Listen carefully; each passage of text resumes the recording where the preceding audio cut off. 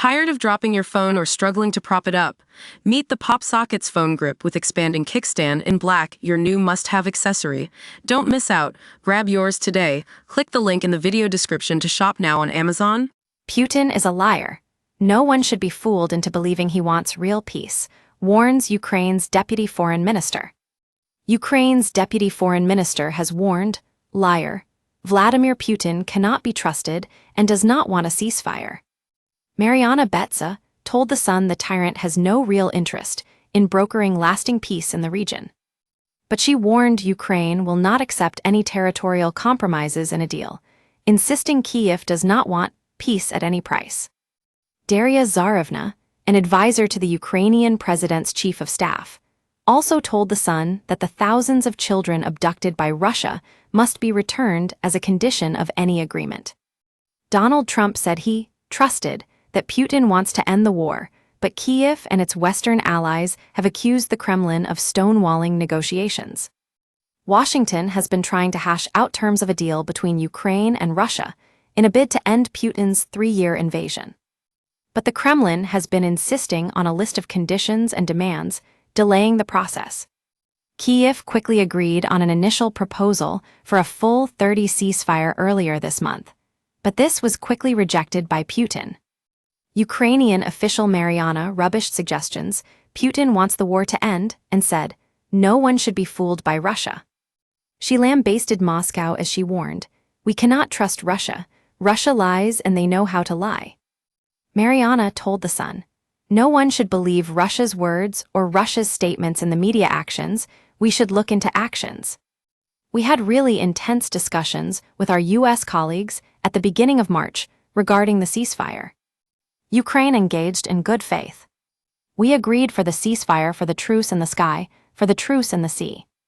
We agreed for the ceasefire in the front. It was 11th of March and Russia, they just put conditions. Well, Ukraine again showed its commitment to comprehensive, just, and lasting peace. What did Russia? They started bombing us even with big intensity, and so many people getting killed throughout this month. I think the answer is that Russia doesn't really want peace in Ukraine and shows no remorse, no actions towards achieving this goal.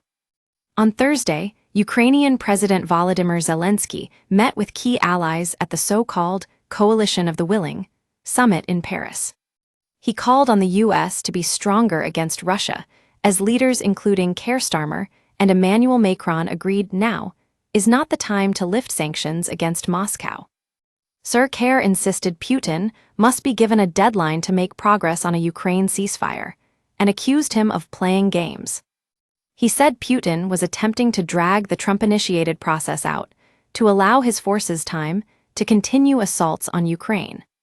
But Mariana warned Ukraine would not compromise on any eventual peace deal, vowing to return all abducted children and not concede any land. She said, it is important to know that Ukraine will never accept territorial compromises, unjust peace. It will never accept the situation where our prisoners of war, illegally detained persons and children are not returned. They should return all of them, and children should return unconditionally.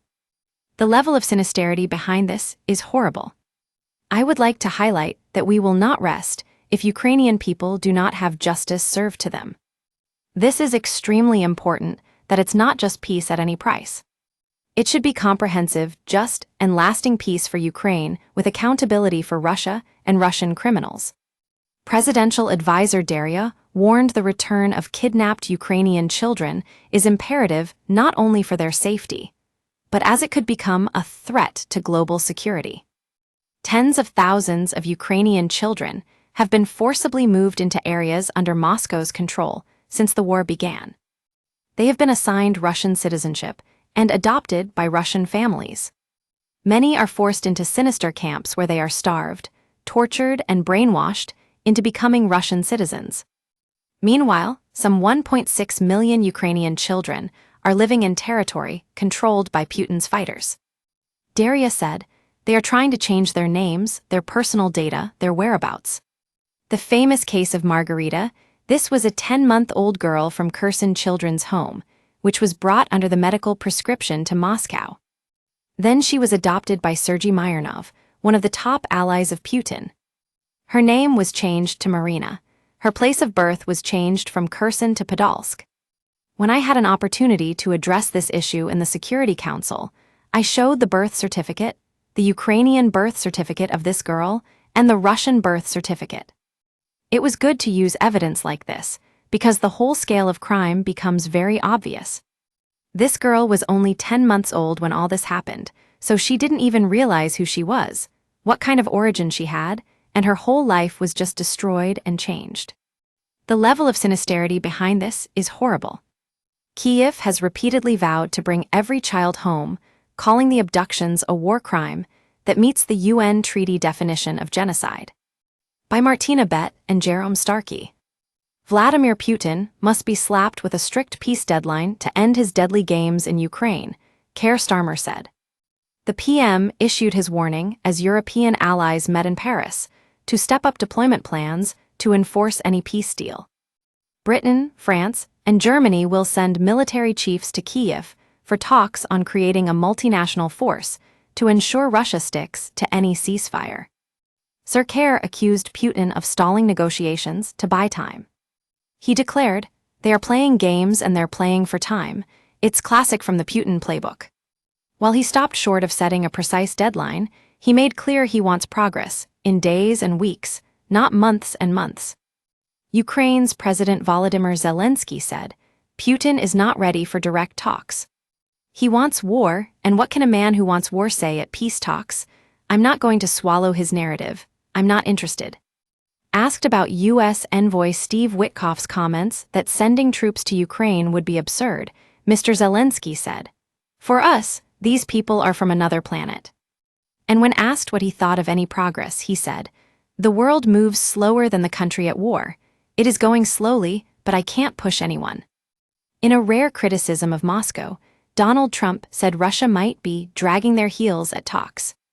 But Mr. Zelensky demanded the U.S. needed to get stronger against Vladimir Putin.